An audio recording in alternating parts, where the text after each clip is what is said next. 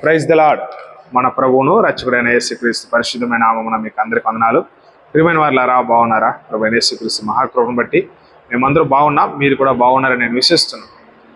ప్రాముఖ్యమైన విషయాన్ని మనం ధ్యానిస్తూ వచ్చాం. గడిచిన దినాల్లో ప్రేమను గురించి మనం ధ్యానించుకుంటూ వచ్చాం. ఒకసారి మీరు మొబైల్ తీసుకొని ప్రేమ అని టైప్ చేసి సెర్చ్ చేయండి. దేవుడు ఎన్నిసార్లు ఆ ప్రేమను గురించి బైబిల్ వాక్యాల్లో రాయబడి ఉన్నాయో మనం ఒకసారి చూస్తే, తద్వారా ఆ ప్రేమకు ఎంత ప్రాముఖ్యం ఉందో మనం తెలుసుకోగలుగుతాం. మనం ఆ ప్రేమను కలిగి జీవించేటప్పుడే ప్రభు మన ద్వారా సంతోషపడతారు. మనం సాధారణంగా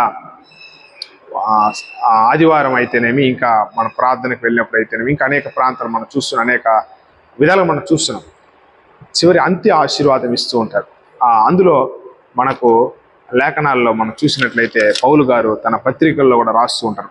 అది 2వ కొరింథీయులకు రాసిన పత్రికలు మనం చూసినట్లయితే చివరి అధ్యాయంలో మనం చూసి 13వ అధ్యాయంలో మనం చూస్తే 14వ వాక్యం, ప్రభు అయిన యేసుక్రీస్తు కృపయు దేవుని ప్రేమయు పరిశుద్ధాత్మ సహవాసమును మీకు అందరికీ తోడై ఉంటుంది. ఇక్కడ దేవుని ప్రేమ అంటే ఈ ప్రేమ ఎంత ప్రాముఖ్యమైనదో, మనకు దేవుని యొక్క ప్రేమ మనకు తోడు. అంటే దేవుడు మనల్ని ఎలా ప్రేమిస్తున్నాడు, ఆ ప్రేమను మనం వివరించలేము, వర్ణించలేము. ఒక మాట చెప్పాలంటే, ఆయన మన కోసం ప్రాణం పెట్టాడు, అది ఆయన ప్రేమ. ఆ ప్రేమను మనం ఇతరులకు చూపించగలుగుతున్నామా?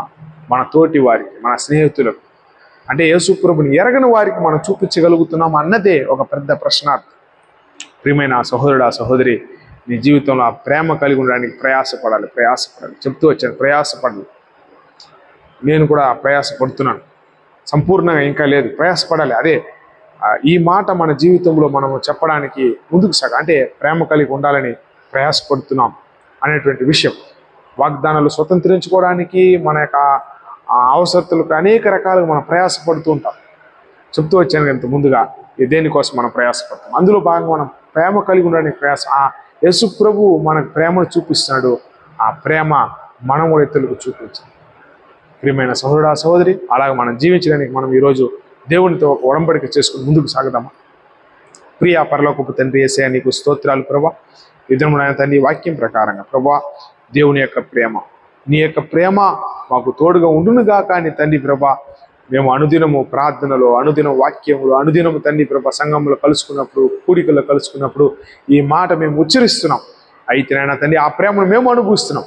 అయితే ఇతరులకు మనం ప్రేమను కనుబరుస్తున్నామా అనే ఒక ప్రశ్నార్థకమైనటువంటి ఈ జీవితంలో ఈరోజు మాట్లాడిన ఈ మాట ప్రకారంగా ప్రభువా, ప్రేమ కలిగి ప్రయాసపడి ముందుకు సాగుట కృప చూపించండి. ప్రేమ ఎంతో ప్రాముఖ్యమైనది. వాక్య లేఖనాల్లో అనేక రకాలుగా తండ్రి, వాక్యం మొత్తం, బైబిల్ మొత్తమే ప్రేమ. ప్రేమ బైబిల్ని గురించి ఒక్క మాటలో చెప్పాలంటే ఇది ప్రేమ లేఖ, ఇది ప్రేమ. ప్రభువా, ఎవరైతే వాక్యాన్ని ధ్యానించాలని ఇష్టపడుతూ, ఎవరైతే వాక్యాన్ని తండ్రి చదవాలని ఇష్టపడుతూ, ఆశపడుతూ ముందుకు సాగుతున్నారో ప్రతి ఒక్కరికి ఆ ప్రేమలో ఉన్నటువంటి ప్రభు ఆశీర్వాదాన్ని, ప్రేమలో ఉన్నటువంటి నెమ్మదిని వారికి దయచేసి నీ నామాన్ని మహిమపరచాల్సిన ప్రార్థన చేస్తూ మీ చేతికి అప్పగించుకోవచ్చు. సమస్త ఘనత, మహిమ, ప్రభావాలు మీకు ఆరోపిస్తూ యేసుక్రీస్తు పరిశుద్ధమైన నామమున అడిగి వేడుకొనుచున్నాము తండ్రి. ఆమేన్. God bless you.